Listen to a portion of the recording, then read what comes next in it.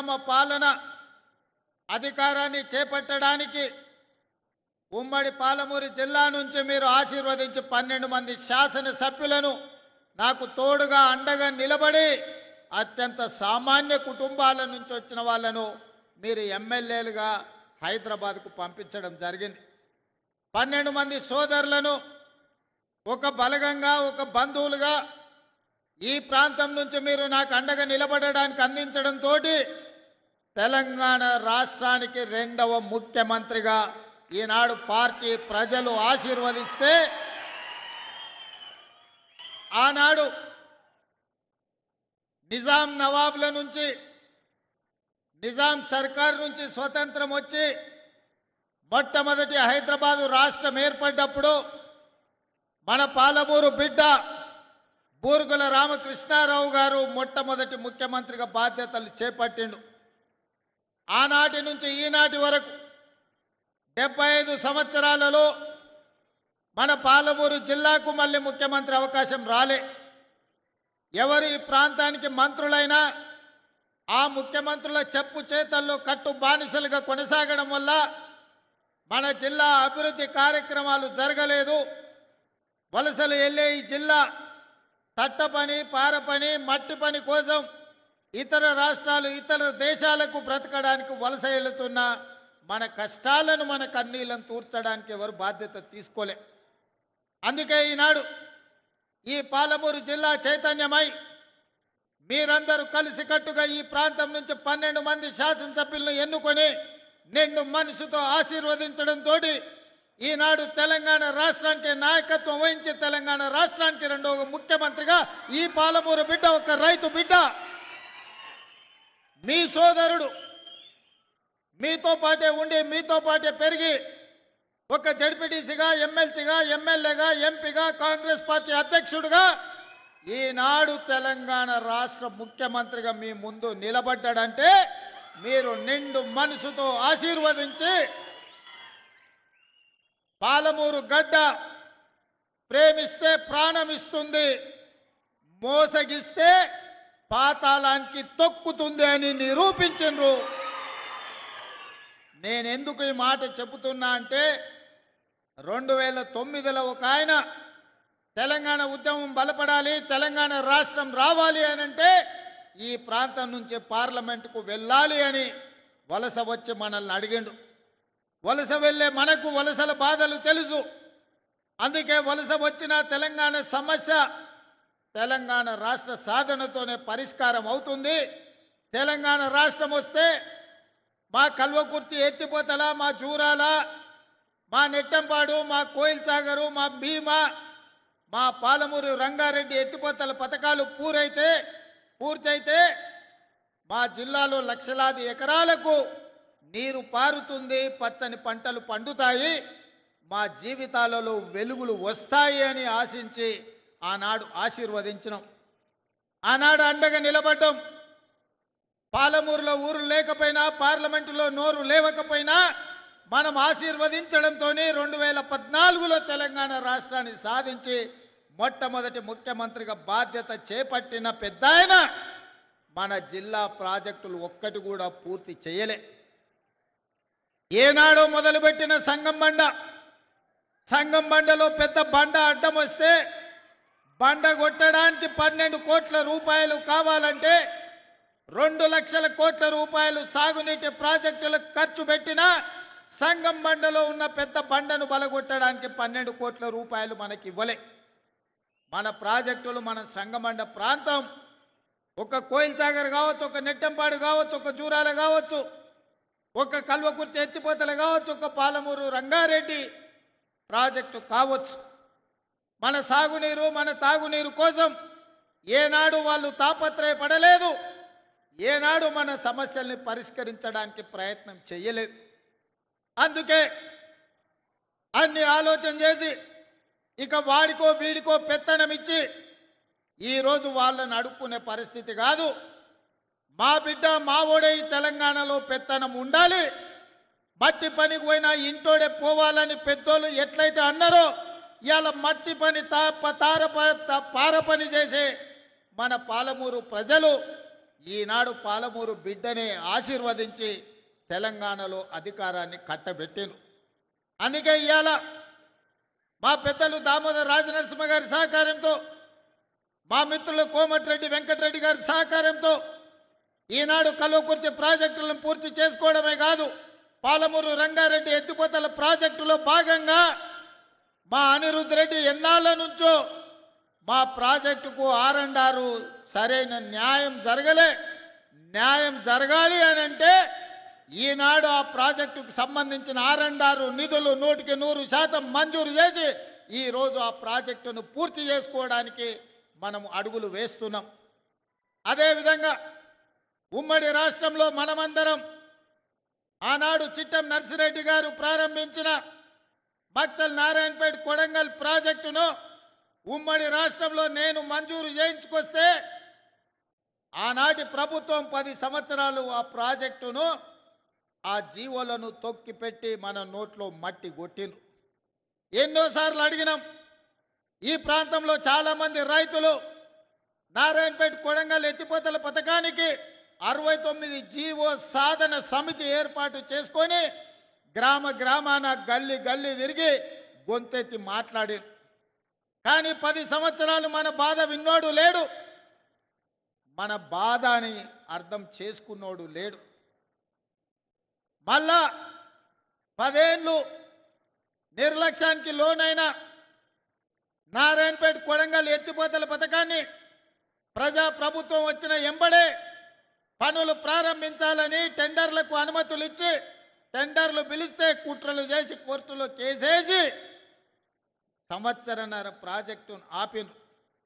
ఈ ప్రాంత రైతులు మా భూమికి 14 లక్షలు ఇస్తే సరిపోదు, మాకు కొంచెం ఎక్కువ ఇవ్వండి, మీ సహకారం ఉండాలి అని మిత్రులు సిఆర్ దగ్గరికి పోతే సిఆర్ వచ్చి నాకు కలిసిండు. అన్న, రైతులు బాధపడుతున్నారు, మా రైతులకు కష్టంగా ఉన్నది, జర తక్కువ అవుతున్నది, ఎట్లన్నా ఏమన్నా చెయ్యాలని. నేను ఒక మాట చెప్పిన మంత్రికి, సిఆర్ పోయి రైతులతోనే మాట్లాడు, అడుగు వాళ్ళని, ఏమడుగుతారో చెప్పమని. అడిగింది ఇద్దామని చెప్పిన. అన్న 19-20 లక్షలు ఇస్తే చాలన్నారు.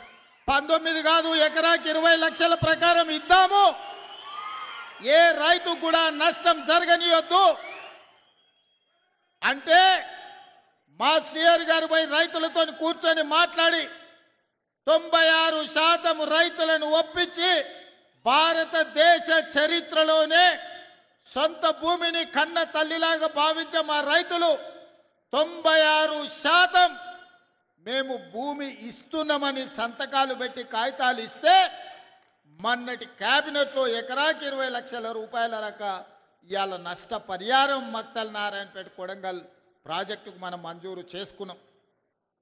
దాదాపుగా 5,000 కోట్ల రూపాయలతోటి 1,15,000 ఎకరాలకు కృష్ణానదిలో నికర జలాలను వాడుకొని మన పక్క నుంచే నీళ్లు పోతున్నా మన భూములు ఎడారిగా మారి ఎండిపోతుంటే ఈ 75 సంవత్సరాల ప్రజాస్వామ్యంలో మనకు నీళ్ళు ఇవ్వాలన్న ఆలోచన చేయలే. అందుకే ఈనాడు రైతులను కష్టపెట్టకుండా రైతులకు నష్ట పరిహారాన్ని వాళ్ళు అడిగినంత ఇచ్చి ఈనాడు భూసేకరణ చేసి పనులు ప్రారంభించుకుంటున్నాం. నాకు నిజంగా జీవితంలో ఒక గొప్ప సంతోషకరమైన వార్త, మక్తల్ నారాయణపేట కొడంగల్ ఎత్తిపోతల పథకాన్ని ఇక పనులు మొదలు పెట్టుకోబోతున్నాం. నేను మా రైతాంగ సోదరులకు ఒక మాట చెప్పదలుచుకున్నా. కుట్రలు చేసేటోడు ఉంటాడు, కాళ్ళలో కట్టెలు పెట్టేటోడు ఉంటాడు, నల్లి కుట్లోళ్ళు ఉంటారు, నల్లి కుట్టినట్టే కుట్టి మంచంలో దాచుకుంటారు. మనం ఇప్పుడుగినా చేసుకోకపోతే ఇక జీవితంలో ఎన్నడూ రాదు. 2014 నాడు వచ్చిన 69 జీవో 2024 వరకు అది ఎక్కడనో పాతాళానికి తొక్కివేయబడ్డది. మళ్ళీ మనకు అవకాశం వస్తేనే తెర మీదకి వచ్చింది. ఈనాడు 69 జీవో ద్వారా మక్తల్ నారాయణపేట కొడంగల్ నియోజకవర్గానికి నీళ్లు తెచ్చుకునే అవకాశం వచ్చింది. నేను చెప్తున్న దండు కట్టండి, గుంపు కట్టండి, ఎంబడుండి పని చేపించుకోండి. ఎవడన్నా కాంట్రాక్టర్ అధికారు రాత్రి పగలు రోజుకి 24 గంటలు 2 సంవత్సరాలలో ఈ ప్రాజెక్టును పూర్తి చేయకపోతే ఈపు విమాన మోత మోగుతుందని మా యువకులు దండు కట్టి మక్తల్ నారాయణపేట కొడంగల్ ప్రాజెక్టును పూర్తి చేయించుకోండి.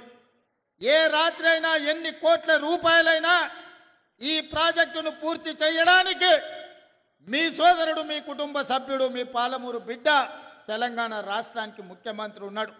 వడ్డించేది నేనే. ఏ వరుసలో కూసున్నా మీరు ఆశించినంత వడ్డించే బాధ్యత నాది. ఈ ప్రాంతాన్ని పైరు పంటలతో పండించే బాధ్యత నాది. పాడి పంటలు పాలమూరులో పండాలి. ఈ దేశానికి ఆదర్శంగా ఉండాలి. దానికి మా యువకులు నడుము బిగించాలి. అదేవిధంగా ఇరిగేషనే కాదు, ఎడ్యుకేషన్ని కూడా ఒక ప్రాధాన్యత కింద తీసుకున్నాం. మనం వెనుకబడడానికి, మన పిల్లలు వలసలు కూలీలు కావడానికి కారణం మన పిల్లలు ఉన్నత చదువులు చదువుకోకపోవడం, మన పిల్లలు బడికి పోకపోవడం, మన పిల్లలకు నాణ్యమైన విద్య అందకపోవడం. తద్వారా ఈ ప్రాంతంలో ఉన్న పేదలు 90% ఎస్సీ, ఎస్టీ, బీసీ, మైనారిటీ పిల్లలు ఎవరైతే ఉన్నారో ఈరోజు చదువుకు దూరమైనరు, వ్యవసాయ కూలీలుగా మారిన, వలసలు పోతున్నారు. ఈ సమస్యను గుర్తించినాం కాబట్టి తండాలలో, గూడాలలో, మారుమూల పల్లెలో ప్రతి పేదవాడి బిడ్డకు విద్యను అందించాలి. విద్య ద్వారానే వాళ్ళు గుణవంతులు, శ్రీమంతులు అవుతారని గుర్తించి ఈనాడు విద్యకు అత్యంత ప్రాధాన్యత ఇచ్చినాం. అందుకే ఈనాడు ఈ జిల్లాలో ప్రతి నియోజకవర్గానికి young India integrated residential school అని ఈనాడు మక్తల్లో కూడా పనులు ప్రారంభించుకున్నాం. 25 ఎకరాలలో భూమి అందుబాటులో లేకుంటే భూసేకరణ చేసి నష్టపరిహారం ఇచ్చి ఈనాడు 200 కోట్ల రూపాయలతోని young India integrated residential school 14 నియోజకవర్గాలలో.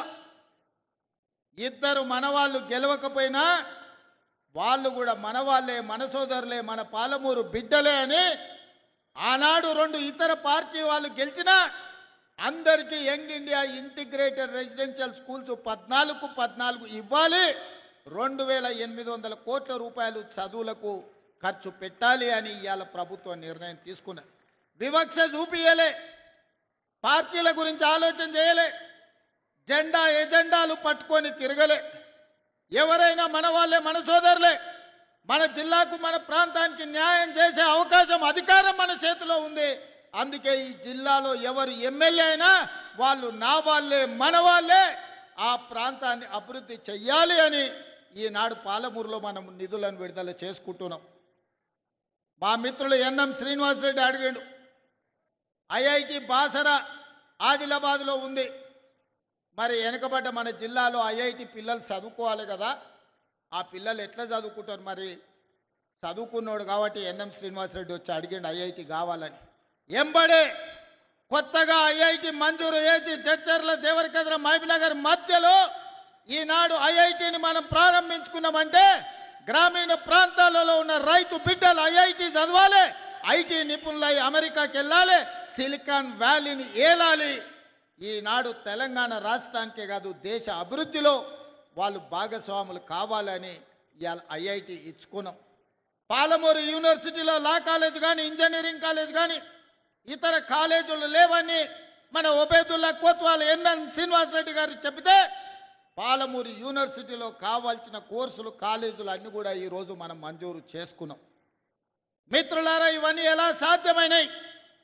ఇవన్నీ సాధ్యమైనాయి అంటే నిండు మనసుతో మీరు ఆశీర్వదించిన కాబట్టి ఇరిగేషన్ అండ్ ఎడ్యుకేషన్కి మొదటి ప్రాధాన్యత ఇచ్చి పాలమూరు జిల్లానే ఈ రాష్ట్రానికి, దేశానికి ఆదర్శంగా ఉండాలి అని ఇవాళ మనం అందరం ఈ కార్యక్రమాలు చేసుకుంటున్నాం. రాజకీయంగా తీసుకోండి, ఇవాళ సీతక్క చైర్పర్సన్ అయినా, జూపల్లి గారి మంత్రి అయినా, శ్రీహరి మంత్రి అయినా, నేను ముఖ్యమంత్రి అయినా మీరు అండగా ఉండబట్టే ఇవాళ ఈ జిల్లాకి ఇన్ని పదవులు వచ్చినాయి. ఇవాళ మీరందరూ ఆశీర్వదించబట్టే మన ఆత్మ గౌరవంతో పాలమూరు జిల్లా తలెత్తుకొని నిలబడే పరిస్థితి రాష్ట్రంలో వచ్చింది. అదేవిధంగా ఈనాడు విద్య విషయంలో కానీ, సాగునీటి ప్రాజెక్టుల విషయంలోనే కాదు, మా అక్కలీడుండ్రు, మా అక్కలతో చేసేపు మాట్లాడుతానే, మీతో మళ్ళీ మాట్లాడతా. అక్క ఎన్నడన్నా అమ్మగారింటికి పోవాలన్నా, అమ్మవారిని దర్శించుకోవాలన్నా బస్సు కిరాయి పైసలు ఇంటి ఆయనని అడగాలి, ఇంటి ఆయన లేకపోతే కొడుకుని అడగాలి, వాడు పిల్లగాడైనా. ఇక వాడు ఇప్పుడు కాదు పో, మళ్ళా చూద్దాం దసరా పండుగ పోతారా అంటే వాడు సంక్రాంతి పండుగ పోదులే, ఇప్పుడు అమ్మగారి ఇంటికాడ ఏం దాచిపెట్టినావు బుర్కలాంటి ఉన్నదా అని అంటే మనసులో బాధ అయినా దుఃఖం దిగమింగుకొని మా అక్కలు మళ్ళా పండుగ వచ్చినప్పుడు చూద్దాం కానీ అమ్మగారి ఇంటికి అమ్మని చూడని కానీ అనుకునేది. అవునా అక్క? ఇవాళ మరి మీ తమ్ముడు మీ బిడ్డ రేవంత్ రెడ్డి ఆయనకి ఎవరన్నా బస్సులో ₹1 అడిగిరా అక్క? ఏడ చెయ్యి చూపిస్తే ఆడ బస్సు ఆపుతురా, ఏడ కావాలంటే ఆడ దించొస్తురా? ఇవాళ ఈ స్వతంత్రం స్వేచ్ఛ ఆర్టీసీ రాష్ట్రం మొత్తం ఆడబిడ్డలు ఉచితంగా ప్రయాణం చేస్తురంటే మీ బిడ్డ మీ తమ్ముడో మీ అన్ననో ఈ తెలంగాణ రాష్ట్రానికి ముఖ్యమంత్రి ఉన్నందుకే కదా. పడనోడు కారు గుర్తున్నోడు కారులో తిరిగేటోడు ఆడబిడ్డలు బస్సులో ఉచితంగా ఎట్లు ఇస్తారని ఆటో వాళ్ళని తయారు చేసి మీ వీరికి పంచాయతీకి తోలిను. ఏందే వాళ్ళు చెప్పేదంటే ఆడబిడ్డలకు బస్సులో ఉచిత ప్రయాణం ఉంటే ఆటో ఎక్కలేరు, ఆడబిడ్డలు అంతో ఇంతో రూపాయి కూడబెడితే వాళ్ళ పిల్లల చదువులకు వస్తాయి కాబట్టి అవి గుంజుకుంటే చదువు రాకుండా పిల్లలు తిరుగుతారని మిమ్మల్ని దెబ్బతీయనికి ఆటో వాళ్ళని నా మీదకి పంచాయతీకి తోలేరు. నేను చెప్పిన ఆ కారు గుర్తోని చెప్పినా వచ్చినోని చెప్పిన, ఒరే నన్ను అంటే అన్నారు తిట్టే తిట్టారు కానీ మా అక్కల దగ్గరకు పోయారంటే పొరకట్ట తీసుకొని చీపురు కట్ట తీసుకొని సింగారిస్తారు మిమ్మల్ని. సాయంత్రం పూట దొరుకుతారంటే సలాకి కాసి వాత పెడతారు. ఎందుకంటే మా మక్తల్ నారాయణపేట కొడంగల్ దిక్కు జొన్న రొట్టెలు మనం ఎక్కువ తింటాం. అవునా? సాయంత్రం అయితే రొట్టెలు చేసుకుంటాం కదా, సలాకి కాల్చి మా అక్కలకు దొరికినంటే వాత పెడతారు. మీరు మా అక్కల దగ్గర పోకుర్రా, ఇక జర ఎక్కువైందంటే కళ్ళల్లో కారం కూడా పెడతారు, మామిడికాయ తొక్కు పెడతారు కళ్ళల్లో అని చెప్పిన. కళ్ళల్లో నిప్పులు పోసుకుంటారు మా అక్కలు ఆర్టీసీ బస్సులో పోతే. ఆ ఎల్లా రేషన్ షాపుకు పోయి బియ్యం తెచ్చుకుంటే పశువుల దానాలకు ఇచ్చేది, లేకపోతే ఆడ తెచ్చుకొని ₹11 అమ్ముకునేది. ఎన్నడన్నా బుక్కెడు బువ్వ దొడ్డు బియ్యం ఎన్నడన్నా వండుకొని తిన్నామా అక్క? మనము ఎన్నడన్నా చూసినామా? నేను ఆలోచన చేసిన మా అక్కలే తినలేకపోతుర్రు, ఆ తిండి చిన్నపిల్లలకు సంటి పిల్లలకు ఎట్లా పెట్టుకుంటారు, ప్రాణప్రదంగా చూసుకునే పిల్లలకు పెట్టరు, మరి ఏం చేయాలని ఆలోచన చేసిన. నా ఇంట్లో నా మనవనికి పెట్టే భోజనం ఏం వండుతుండ్రో చూసిన సన్న బియ్యంతో ఆయనకు పెడుతురు. మరి నా ఇంట్లో పిల్లలు సన్నబియ్యం తిన్నప్పుడు మా అక్కల ఇంట్లో పిల్లలు సన్నబియ్యం ఎందుకు తినొద్దని ఇవాళ సన్నబియ్యం ఇస్తలేనా అక్క? ఇవాళ మనం ఇచ్చే బియ్యం మా అక్కలు లైన్లో నిలబడి డీలర్ ఏమైనా కింద మీద చేద్దామంటే డీలరు నువ్వు ఢిల్లీకి చేయకు, నా బియ్యం నాకు కావాలి, ఈపులు వలుతాయని మా అక్కలు పోయి లైన్లో నిలబడి సన్నబియ్యం తెచ్చుకుంటారు. ఇవాళ ఇంటింటికి సన్నబియ్యం వస్తున్నాయా లేవా అక్క? ఇవాళ వంటొండి మనం తిన్నదే కదా మన పిల్లలకు కూడా పెడుతురు కదా. ఇవాళ కడుపు నిండా బుక్కెడు పువ్వ సన్నబియ్యం తింటున్నాం అంటే ఇందిరమ్మ రాజ్యంలోనే సాధ్యం అయింది కదా. అవునా కాదా? కరెంటు బిల్లు ఎలా మీరు ఇంటి పనో పాసి పనో కూలి పనో చేసి ఉపాధి హామీ కూలి పని చేస్తే వచ్చిన పైసలు కరెంటు బిల్లు కట్టేది. ఇవాళ ఇంటికి కరెంటు బిల్లు కట్టే బాధ తప్పించిన కదా, ఇవాళ సన్నబియ్యం ఇచ్చిన కదా, ఇవాళ బస్సు ఉచితంగా ఇచ్చిన కదా. గా నారాయణపేటలో మా అక్కలు తెలివి కల్లోలు సంఘం సభ్యులందరూ కలిసి సార్ మేము కూడా వ్యాపారం చేస్తాం, మాకు పెట్రోల్ బంక్ ఇస్తావా లేదా అన్నారు. పెట్రోల్ బంక్ ఇస్తే ఇవాళ మా ఆడబిడ్డలు పెట్రోల్ బంకు నడుపుకుంటారు కదా. ఉచితంగా ఆర్టీసీ బస్సే కాదు బస్సులనే కొని ఆర్టీసీకి 1000 బస్సులు కిరాయికి పెట్టారు మా అక్కలు. ఇవాళ బస్సు ఓనర్లైన బస్సులో ఉచిత ప్రయాణం కాదు, మా ఆడబిడ్డలు ఆర్టీసీ ఓనర్ బస్సులకు ఓనర్లైన్. అదానీ అంబానీలు ఉత్పత్తి చేసే సోలార్ విద్యుత్తు ఇవాళ 1000 మెగావాట్లు మా ఆడబిడ్డలకి ఇస్తే అదానీ అంబానీలతో పోటీ పడుతున్నారు. హైటెక్ సిటీ పక్కన ఐటీ కంపెనీలు హైటెక్ సిటీ అని చెప్తుంటే గా పక్కనే 3.5 ఎకరాలలో 150 షాపులు మా స్వయం సహాయక సంఘాలు వాళ్ళు ఉత్పత్తి చేసిన వస్తువులు ఇవాళ అక్కడ పెట్టి ప్రపంచానికి అమ్ముకునే స్థాయికి ఇవాళ మా ఆడబిడ్డలు వచ్చారు. రేపో మాపో మీరు తయారు చేసే వస్తువులు అమెజాన్లో ఆన్లైన్లో అమెరికాలో ఉన్నోళ్ళు కూడా కొనుక్కునేటట్టు రేపో మాపో మన ప్రభుత్వం చేయబోతుంది. ఇవన్నీ ఎందుకైనాయక్క? 2 ఏళ్ల కింద మన పిల్లగాడే అని మీరు ఒక్క ఓటేస్తే ఆ ఓటు అభయ హస్తమై ఇవాళ సన్నబియ్యం తెచ్చినాయి, ఇవాళ ఉచిత విద్యుత్తు తెచ్చింది, ఆర్టీసీ బస్సులో ఉచిత ప్రయాణం తెచ్చింది, పాలమూరు రంగారెడ్డి ఎత్తిపోతలకు నిధులు వచ్చినాయి, మక్తల్ నారాయణపేట కొడంగల్కు నిధులు వచ్చినాయి, సంగం బండ వలగొట్టింది, ఇవాళ మన విద్యుత్ వ్యాపారం వచ్చింది, మా అక్కలకు పెట్రోల్ బంకు వ్యాపారం వచ్చింది, జీరో వడ్డీ మీద 27,000 కోట్ల రూపాయలు ఇవాళ మా అక్కల చేతుల నగదు గలగలలాడుతుంది.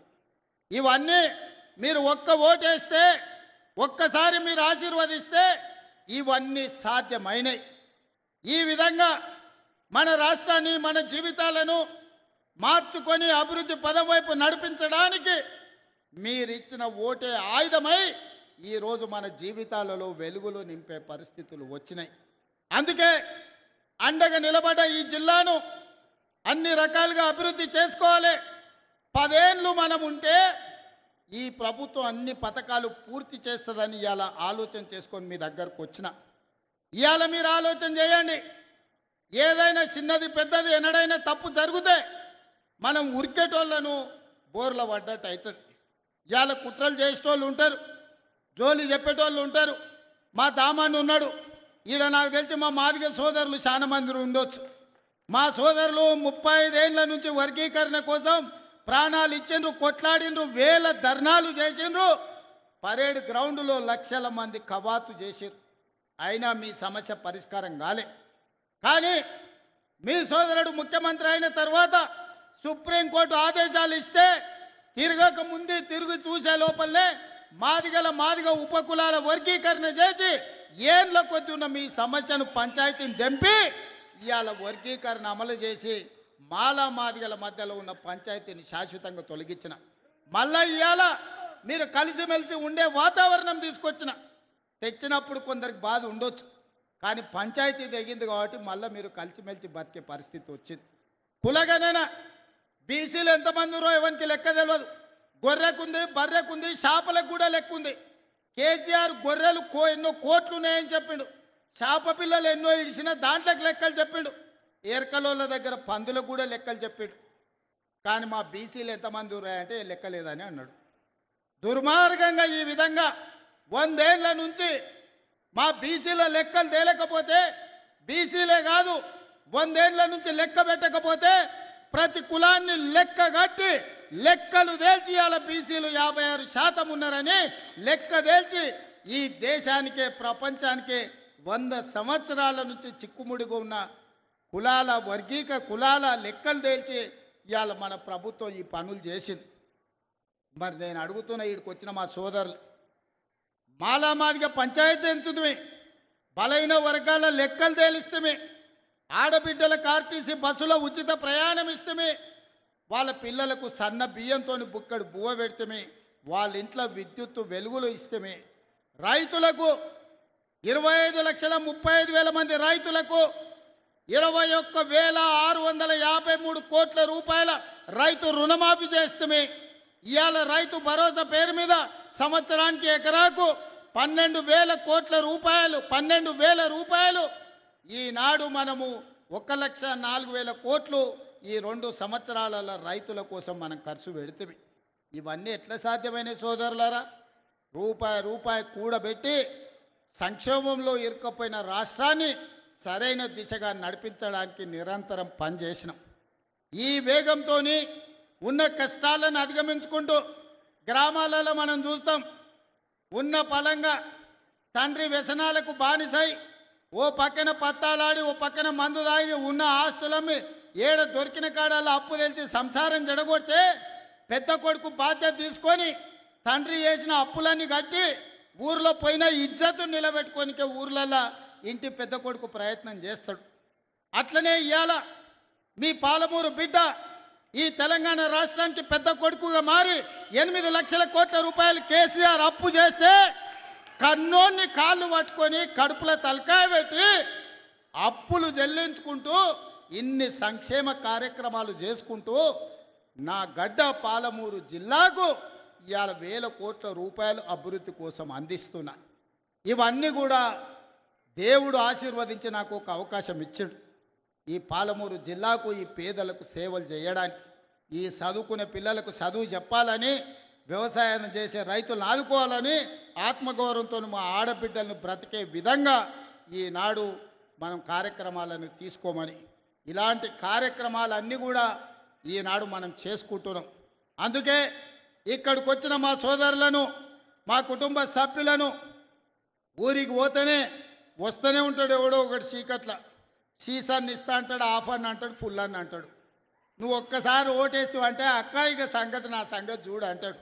ఎవరికోనికి తలమాసినోని కేసి ఈ ప్రభుత్వానికి కాళ్ళలో కట్టబెట్టుకొని మీరు సర్పంచ్ చేస్తారంటే ఇవాళ ఊరు దెబ్బతింటది.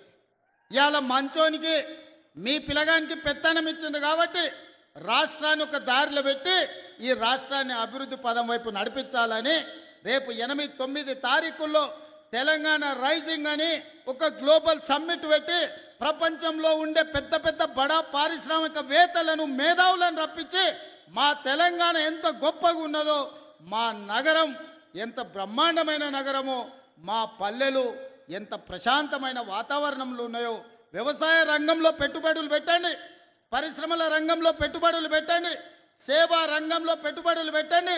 లక్షలాది మంది మా తెలంగాణ యువత ఈనాడు చదువుకొని మేధావులుగా ఉన్నారు. మేము మా మేధా సంపత్తితోని మీ పరిశ్రమలను పెంచుతాం, మీ ఉత్పత్తులను పెంచుతాం, మీ ఆదాయాన్ని పెంచుతాం, మీ పరిశ్రమలను లాభాలలో నడుపుతామని చెప్పి 8-9 తారీఖు నాడు మనం ఒక పెద్ద గ్లోబల్ సమ్మిట్ను ఈరోజు మనం పెట్టుకుంటున్నాం. మరి ఇన్ని రకాలుగా మనం ముందుకెళ్తుంటే, ఇన్ని రకాలుగా ప్రపంచానికే ఆదర్శంగా నిలబడి 2034 నాటికి $1 ట్రిలియన్ ఎకానమీగా, 2047లో $3 ట్రిలియన్ ఎకానమీగా ప్రపంచంలోనే గొప్ప రాష్ట్రంగా మనం రాణించాలనుకుంటున్నాం. ఇదంతా బాగానే ఉంది. ఊరు గెలిచినాం, రచ్చ గెలిచాలి కదా. మన సొంత ఊరిలో మన సర్పంచ్ ఈరోజు మీరు ఒక ముఖ్యమంత్రిగా ఒక్క ఓటేస్తే ఈరోజు మన సమస్యలు తీరినాయి. మరి మీరు గ్రామాలలో వేసే ఓటు ఆలోచన చేయండి. వాడు తాడు బొంగరం లేనోడైతే, వాడి ప్రభుత్వానికి కాళ్ళల్లో కట్టెబెట్టేటోడైతే, వాడు నల్లికుట్లోడై నల్లిలాక రోజు మనల్ని గుట్టుకుట్ట తిరిగితే మన గ్రామం అభివృద్ధి చెందుతుందా ఆలోచన చేయండి. మన గ్రామం అభివృద్ధి చెందాలంటే మిత్రుడు శ్రీహరి దగ్గరికి వెళ్ళి అన్నా నా ఊరికి రోడ్డు కావాలని అడిగేటోడు కావాలి, మా ఊరికి తాగనీకే నీళ్లు కావాలి, మా ఊరికి గుడి కావాలి, మా ఊరికి బడి కావాలి, మా ఊరికి కరెంటు కావాలని మంత్రి దగ్గరికి ఎమ్మెల్యే దగ్గరికి పోయి అడిగేటోడు కావాలి. దామోదర్ రాజనరసింహ దగ్గర పోయి కూర్చొని అన్న మా ముఖ్యమంత్రి మా అన్న మా ప్రాంతానికి నీళ్లు నిధులు ఇవ్వమని అడిగేటోడు కావాలి. జూపల్లి కృష్ణారావుని కలిసి మాకేం కావాలనో అడగాలి, వెంకటరెడ్డి దగ్గరకు పోయి రోడ్లు అడగాలి. మరి మీరు గట్లాంటోని ఎన్నుకుంటారా, వాళ్ళు కనిపించంగానే కాళ్ళలో కట్టెబెట్టేటోని ఎన్నుకుంటారా? మీరు ఆలోచన చేయరు, మంచి ఆలోచన చేయరు. మన జిల్లాకు అవకాశం వచ్చింది, మనందరం ఒక్క తాటి మీద నిలబడదాం. ఏమవుతుందా 10 ఏళ్ళు పార్టీలు పక్కన పెడదాం, మనందరం ఒక్క మాట మీద నిలబడదాం. 10 ఏళ్ళు 75 ఏళ్ళ నుంచి ఎవరెవనుకో ఓట్లేసినామా, 10 ఏళ్ళు మనం కలిసి ఉందాం. మన పాలమూరును పసిడి పంటలతోని అభివృద్ధి చేసుకుందాం. మన పాలమూరుని విద్యలో ముందు ఉండేటట్టు దేశానికి ఆదర్శంగా ఉన్న జైపాల్ రెడ్డిని ఇచ్చిన పాలమూరు ఇది. మొట్టమొదటి ముఖ్యమంత్రి ఇచ్చిన బూర్గుల రామకృష్ణారావుది ఈ జిల్లా. ఈనాడు మీ బిడ్డ తెలంగాణకు బాధ్యత వహిస్తుంది. ఈ జిల్లా అంతా ఏకం కావాలా లేదా ఆలోచన చేయండి. వారినో వీరినో ఎవరి మాటలో నమ్మి ఫుల్లుకో ఆపుకో ఫుల్లుకో మనం ఓటేమనుకన్నా వేస్తామంటే తప్పని గోస. ఇక వాడు పెట్టే తిప్పలు లెక్కకు మించినాయి. అందుకే మంచి ఆలోచన చేయండి, మంచి మనుషులను ఈ ప్రభుత్వంతో కలిసి పనిచేసి మీ గ్రామాలను అభివృద్ధి చేసుకునేటోళ్ళని సర్పంచులుగా గెలిపించుకోరు. మంచోడు సర్పంచ్ అయితే ఊరు బాగుపడుతుంది, ముంచటోడు సర్పంచ్ అయితే ఉన్నది కూడా గుంజుకుంటాడు. ఇంతకంటే ఇక నేను ఎక్కువ చెప్పదలుచుకోలే. మంచోడు అని మీరు సర్ది కడతారంటే వాడు పోయి బొడ్రాయి కాడ కూర్చొని ఫోన్ చేసి మళ్ళీ ఇంటికి వచ్చినాను ఇంకేమన్నా ఉంటే పెట్టాలి. అట్లాంటోనికి మాత్రం ఓటు వేయకండి. ఎవడైనా మన సమస్యలు తెలవాలి, మనతో ఉండాలి, మన సమస్యలు పరిష్కరించడానికి ప్రభుత్వంతో కలిసి పనిచేయాలి. అట్లాంటోనే రేపు జరగబోయే సర్పంచ్ ఎన్నికలలో ఎన్నుకోండి. ఇప్పుడు నిధులు వస్తాయి, గ్రామాలను అభివృద్ధి చేసుకుందాం. జాగ్రత్తగా ఆలోచన చేసి మన ఎట్లయితే అసెంబ్లీ ఎన్నికలప్పుడు ఎట్లా ఆశీర్వదించినరో ఈనాడు కూడా అట్లే ఆశీర్వదించి సర్పంచులను గెలిపించండి. మీకు నిధులు ఇచ్చే బాధ్యత నాది, మీకు నీళ్ళు ఇచ్చే బాధ్యత నాది, మీకు విద్యను అందించే బాధ్యత నాది, రైతులు పండించిన పంటకు బోనస్ ఇచ్చి కొనుగోలు చేసే బాధ్యత నాది, ఆగిపోయిన ప్రాజెక్టులను పూర్తి చేసే బాధ్యత నాది. ఈ బిడ్డకు అండగా నిలబడండి. 10 ఏళ్ళు ఎదురులేని పాలమూరు జిల్లాను 100 ఏళ్లకు అవసరమైన అభివృద్ధిని చేసుకుందామని మీ అందరికీ విజ్ఞప్తి చేస్తూ మీ అందరి దగ్గర సెలవు తీసుకుంటున్నా. మీరందరూ ఆశీర్వదిస్తారు కదా? ఆశీర్వదిస్తారా? మీరందరూ ఆశీర్వదించడానికి సిద్ధమా? మా అక్కలు చెప్పాలి, చెయ్యెత్తాలి, ఆశీర్వదించ మా అక్కలంతా. మా అక్కలందరూ ఆశీర్వదించినట్టే కదా? గట్టిగా సప్పట్లు కొట్టి వినిపించాలి, ఢిల్లీకి వినిపించాలి గట్టిగా. మా యువకులు అప్పటి నుంచి ఉత్సాహం చూపిస్తారు, సీటీలు కొడుతున్నారు కదా, ఇప్పుడు కొట్టురు సీటీలు. ఢిల్లీకి వినిపించాలి, ఒక్కనొక్కని గుండె వలగాలి. పాలమూరు గడ్డ ఏకమైంది. ఇక పాలమూరు జిల్లాల కాలు వెట్టనిక జాగా లేదని ఆ దుర్మార్గుల గుండెలు ఆగిపోవాలి. పాలమూరు జిల్లాలో నీళ్లు పారాలి. మీ అందరి ఆశీర్వాదం తీసుకొని